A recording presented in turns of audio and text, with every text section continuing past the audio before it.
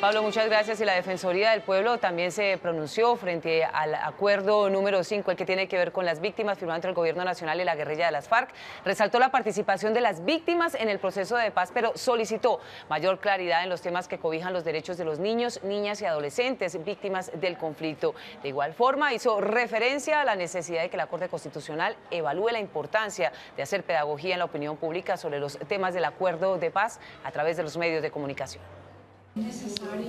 El defensor del pueblo, Jorge Armando Tálora, celebra el acuerdo de víctimas dado a conocer desde La Habana. Afirma que las FARC devolverán menores reclutados, frenarán el reclutamiento infantil, pero que igualmente es importante que el documento expedido tenga una referencia expresa sobre los menores como víctimas.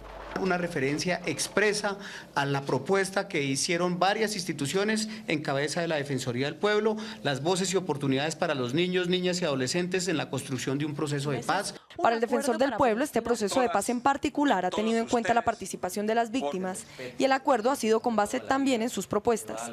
Le preocupa porque aún se afirma desde algunos sectores que no ha sido así. Naciones Unidas y la Universidad Nacional, por mandato que le dio la Mesa de La Habana, ellos hicieron unas audiencias regionales y una audiencia nacional, y ahí se ventiló y se escucharon a todas las víctimas.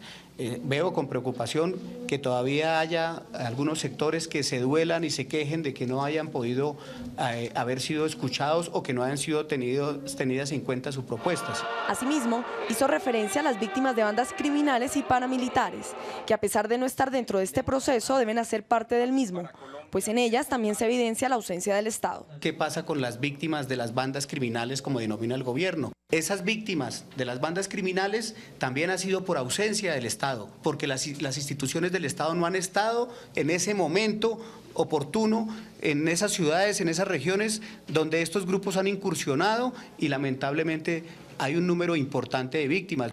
Finalmente, difundir los acuerdos de paz masivamente a la opinión pública a través de medios de comunicación públicos y privados le parece un tema relevante que se debe comenzar a discutir en la Corte Constitucional, pues esto evitaría malas interpretaciones y manipulación de la información. Generar esos derechos que hay, por un lado el derecho que tiene la empresa privada y el otro lado el interés público que tiene en ese escenario. Ese es un tema de modulación de derechos que le queda la tarea a la Corte para hacer su interpretación.